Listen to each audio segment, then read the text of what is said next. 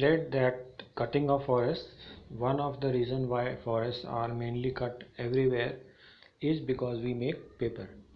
So when we make paper, everywhere in the world the paper is used, so trees are cut, and in our country we have already made a tremendous damage to our forests.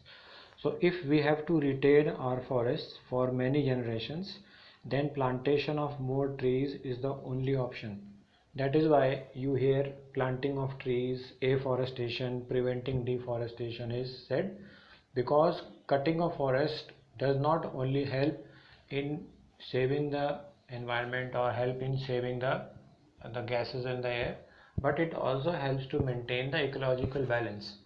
And the greenhouse effect and the global warming are one of the important things which are studied because of the cutting of trees.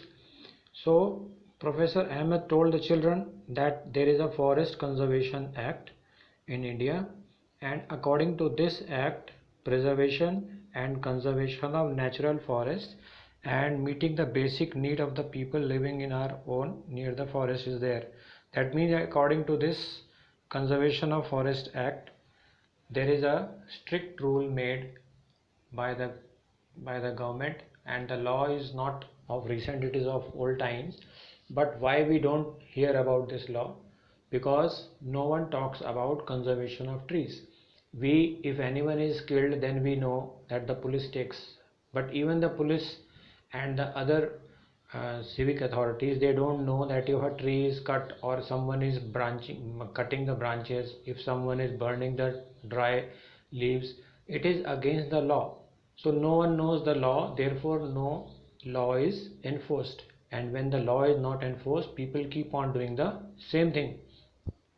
So according to the Forest Conservation Act, no one is allowed to first of all cut the trees, that you all know, cutting of trees, but the breaking and cutting of the branches, killing of the smaller animals is also not prohibited there. So we don't know about it. Therefore, conservation of trees is the only solution for preventing the loss of animals and preventing the loss of habitat of the animals. The children are asked to move back because it is not advisable to stay back in the jungle after sunset, because at night time most of the animals move out in search of food. The children thank the guide because he had shown him things. So the chapter comes to an end where we come to know that the forests are protected because human life on the earth is totally dependent on the life of these animals and the life of the trees. So if trees are protected, then the life of the human will also continue. Otherwise, the existence of human being will not remain and the life will be finished. So this is the end of the chapter where we read about conservation of plants and animals, and when the plants are conserved, then the animals are directly conserved, and when the animals will be conserved and protected, then the human species will also be protected.